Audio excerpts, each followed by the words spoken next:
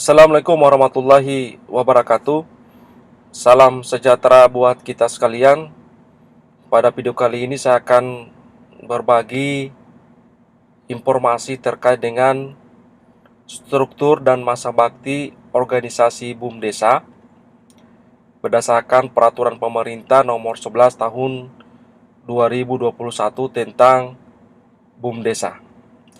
Mari kita simak video ini sampai tuntas agar kita dapat memahami seperti apa dan bagaimana struktur dan masa bakti organisasi BUM Desa.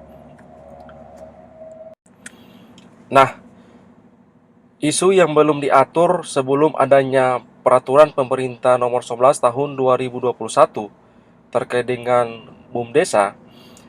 Yang pertama, akses permodalan atau pinjaman.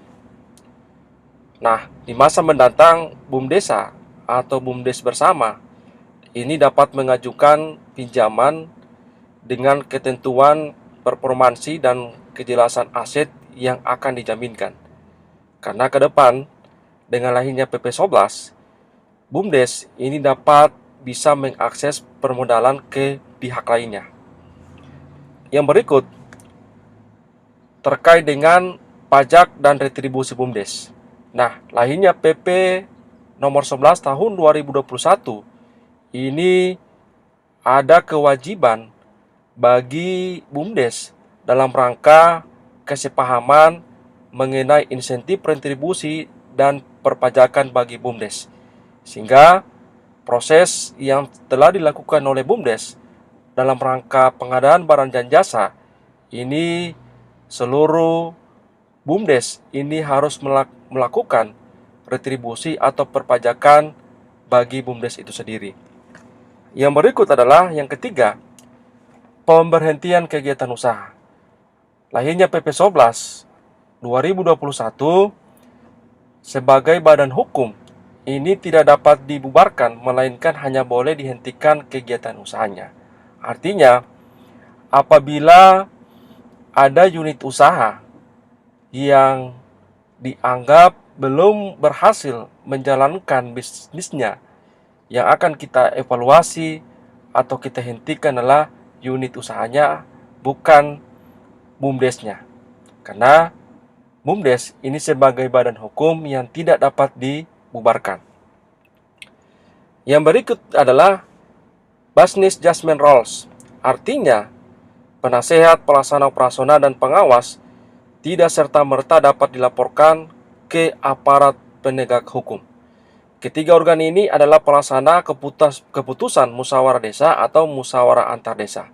Oleh karena itu, penasehat dan pelaksana operasional serta pengawas ini tetap menjalankan tugas dengan baik karena memang terkait dengan PP 11 ini memberikan jaminan kepada seluruh kelembagaan BUMDes dalam menjalankan kegiatannya dan ini tidak serta-merta dapat dilaporkan ke aparat penegak hukum.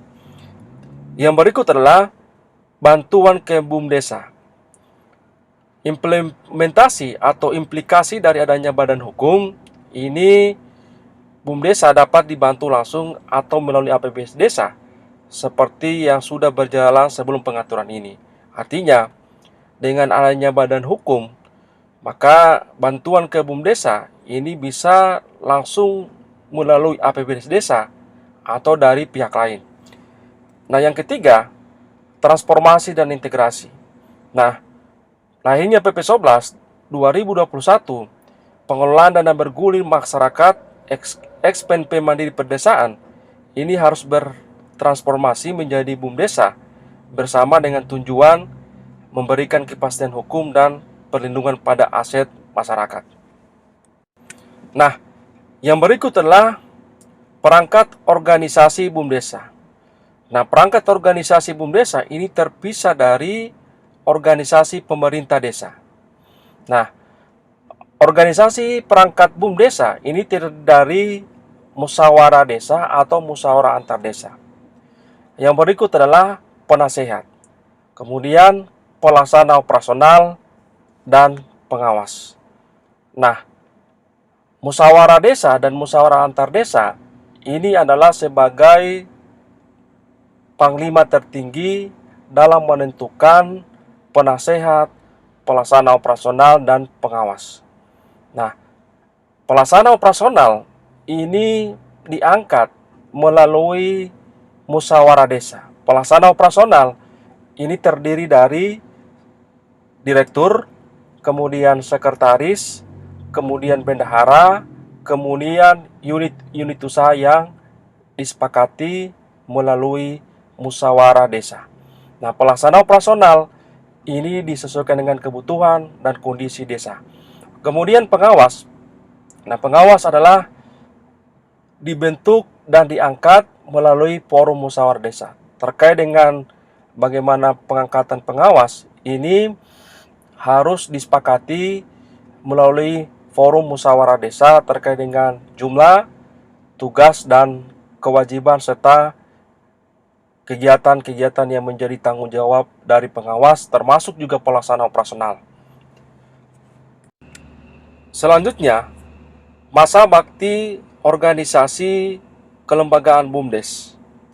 Nah, pelaksana operasional dan pengawas BUMDesa atau BUMDes bersama ini memegang jabatan selama 5 tahun dan dapat diangkat kembali hanya 2 kali masa jabatan dengan mempertimbangkan nilai mampu melaksanakan tugas dengan baik selama masa jabatannya, kaderisasi, dan menghindarkan konflik kepentingan.